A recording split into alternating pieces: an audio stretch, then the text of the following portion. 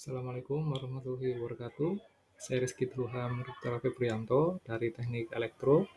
Di sini saya akan mempresentasikan tugas Sistem Informasi Manajemen yang bertemakan manajemen data.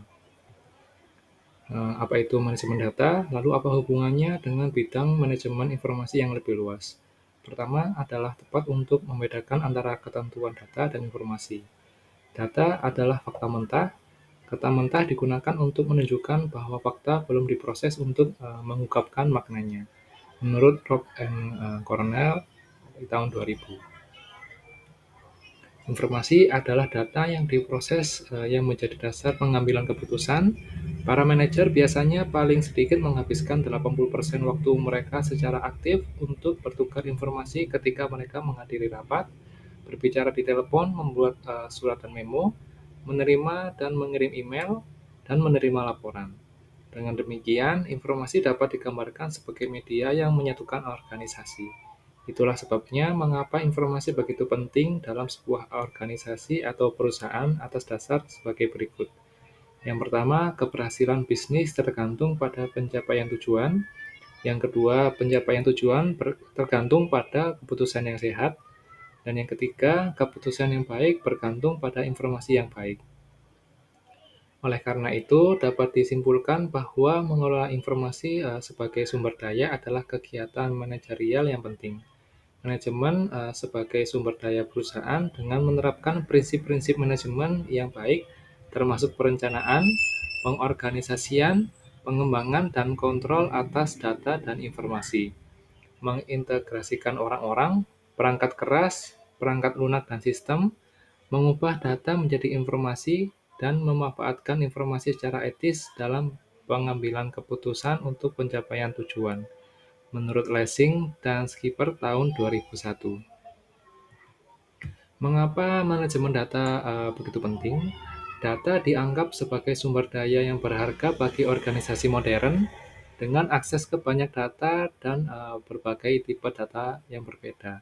Organisasi membuat investasi besar dalam penyimpanan data dan infrastruktur manajemen. Organisasi menggunakan sistem manajemen data untuk menjalankan operasi kecerdasan bisnis dan analisis data dengan lebih efisien. Kami memberikan beberapa manfaat manajemen data di bawah ini. Yang pertama, meningkatkan pendapatan dan laba. Yang kedua, mengurangi inkonsistensi data. Dan yang ketiga, memenuhi kepatuhan terhadap perusahaan. Informasi sebagai sumber data. Lalu, apakah informasi itu sumber daya? Ya, dalam sebuah organisasi atau bisnis, informasi adalah sumber daya yang harus dikelola seperti sumber daya lainnya, seperti orang, uang, tanah, mineral, bensin, peralatan, dan sebagainya. Ini menyeratkan bahwa diperlukan teknik khusus untuk menerapkan manajemen informasi, layaknya penerapan teknik manajemen sumber daya lainnya, seperti perencanaan, penetapan biaya, penganggaran, dan evaluasi. Menugaskan seseorang pada posisi tertentu untuk sebuah tanggung jawab khusus dalam perusahaan dan lainnya. Informasi hanya dapat dikelola sebagai sumber daya jika tiga syarat berikut terpenuhi. Yang pertama, pembuatan informasi dilakukan untuk berkontribusi pada beberapa tujuan organisasi. Yang kedua, hubungan informasi dengan pencapaian tujuan yang disebutkan dapat dengan jelas ditunjukkan. Dan yang ketiga, hubungan dapat diuji secara empiris. Mengelola data tradisional. Sebenarnya, file dan sistem file tradisional yang berbentuk kertas dalam map adalah sebagai bagian dari akar historis dari database. Mereka memberikan wawasan tentang bagaimana proses manajemen data telah berkembang. Masalah khas terjadi pada lingkungan file tradisional. Yang pertama, redundansi data, keberadaan data rangkap dalam beberapa file data. Yang kedua, kurangnya berbagai dan ketersediaan data. Informasi dalam berbagai file dan di berbagai bagian. Yang ketiga, organisasi tidak dapat dihubungkan karena program komputer khusus harus ditulis untuk mengambil data dan setiap file independen. Yang keempat, kurang fleksibilitas. Informasi yang diminta oleh orang, permintaan yang diantisipasi terlalu lama untuk diambil. Yang kelima, ketergantungan program data.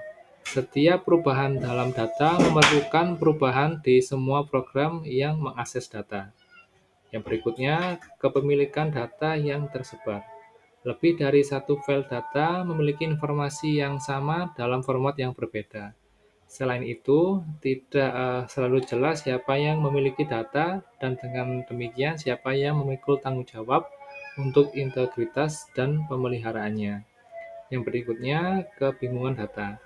Data dikumpulkan dan dipelihara di banyak tempat yang berbeda. Oleh karena itu, item data yang sama dapat memiliki arti yang berbeda di berbagai bagian organisasi. Ya, yang terakhir, keamanan yang buruk. Karena data yang berlebihan dan banyak pemilik data dengan tingkat kepedulian yang berbeda-beda tentang pentingnya elemen data tertentu, sehingga tidak mungkin untuk mengetahui apakah setiap bagian dari informasi yang sama telah memiliki keamanan sendiri. Manajemen data, dengan demikian bahwa kebutuhan untuk pendekatan yang lebih terstruktur, praktis, dan efisien untuk mengelola data menjadi jelas. Solusi untuk kebutuhan ini adalah pendekatan database atau basis data untuk manajemen data yang dibahas pada bagian berikut. Yang pertama ada sumber daya data, yang kedua manajemen basis data, dan yang ketiga pentingnya sistem manajemen basis data. Yang pertama ada sumber daya data. Data adalah bahan baku utama dalam sistem informasi. Oleh karenanya, dalam sistem informasi terus dikembangkan bagaimana mengelola data agar lebih baik. Semakin ke masa depan, penyebaran informasi berbentuk semakin banyak dan intens, sehingga bahan baku data yang diperlukan juga akan semakin banyak. Karena semakin banyak, bisa dipastikan diperlukan manajemen yang baik dalam penyimpanan data dan penyebaran informasi.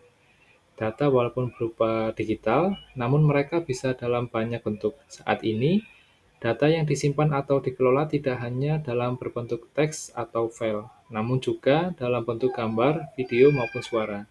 Di banyak negara, CCTV merekam seluruh aktivitas yang dijangkaunya. Ketika diperlukan, mereka bisa menyediakan informasi beberapa menit saja. Yang berikutnya, manajemen basis data. Penting untuk memahami sejak awal akan database dan database manajemen. Di dunia sekarang, hampir setiap bagian data yang ingin akan diakses, diatur dan disimpan dalam beberapa jenis database.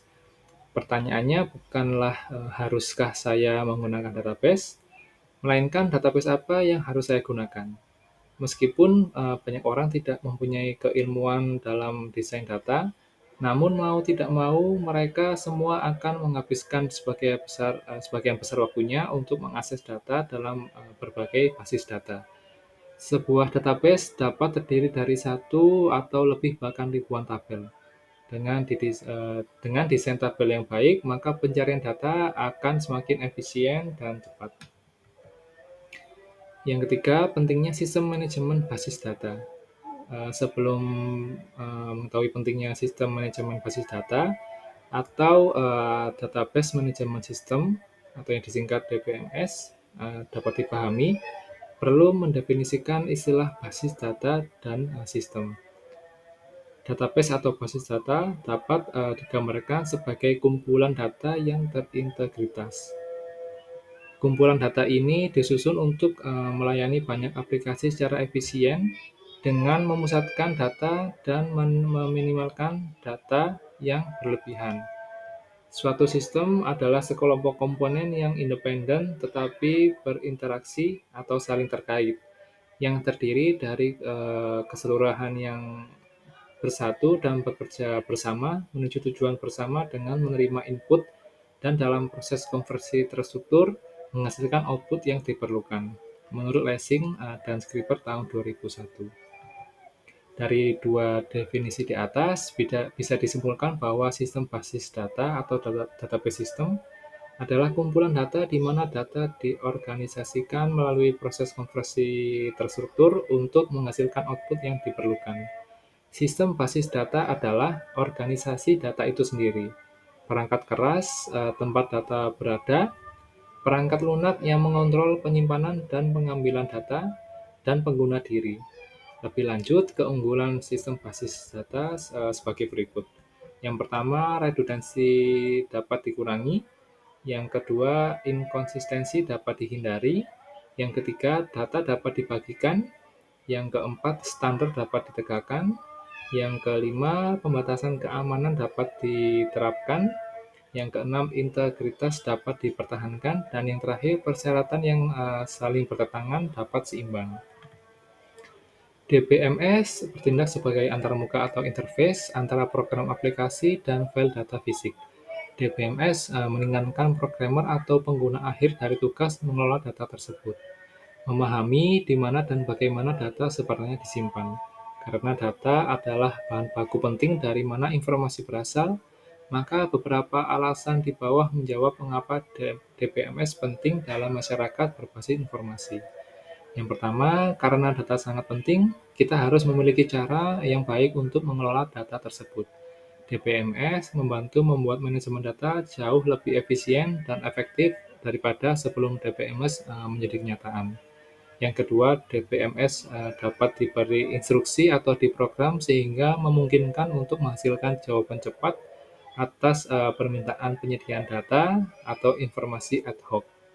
Yang ketiga, dengan fitur multi-akses, DBMS dapat memberikan data atau informasi dengan skala yang luas, sehingga pandangan pada organisasi secara operasional dapat dengan mudah dilihat.